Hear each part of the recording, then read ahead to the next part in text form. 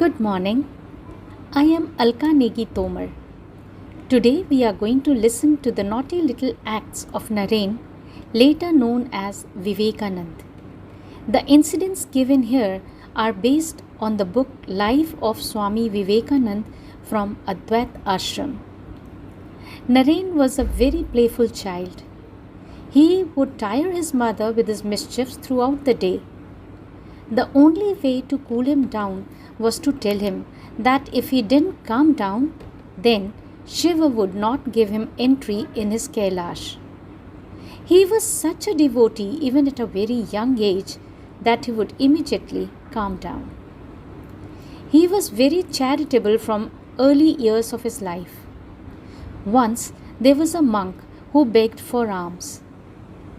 Vivekanand had a new piece of cloth tied round his waist. He immediately gave it to the monk. Later, he enjoyed his mother's disappointment at her son's innocence. This act of charity grew to such an extent that whenever a monk or beggar appeared on scene, he would be shut in the house.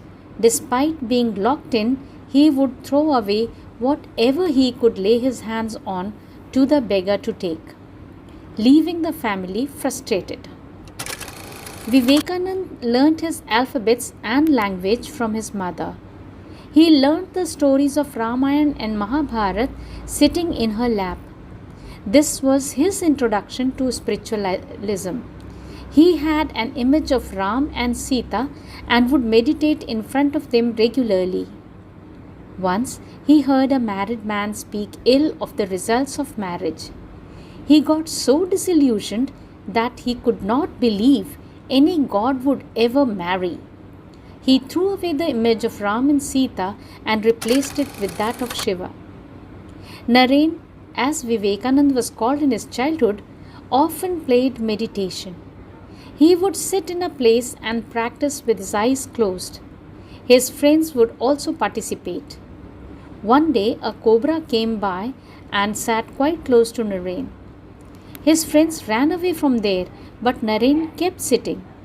The cobra stayed there for some time and then moved away.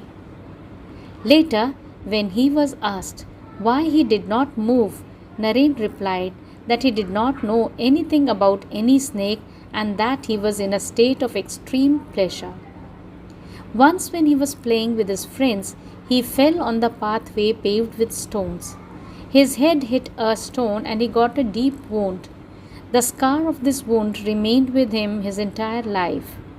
Later, his spiritual guru was to tell him that had this accident not occurred and checked his powers, he could have damaged the world. Naren, as a child, was aware of the greatness that he carried with him. Even as a child, Naren showed evidence of a grand personality. That's all for now. Rest in our next episode. Till then, bye.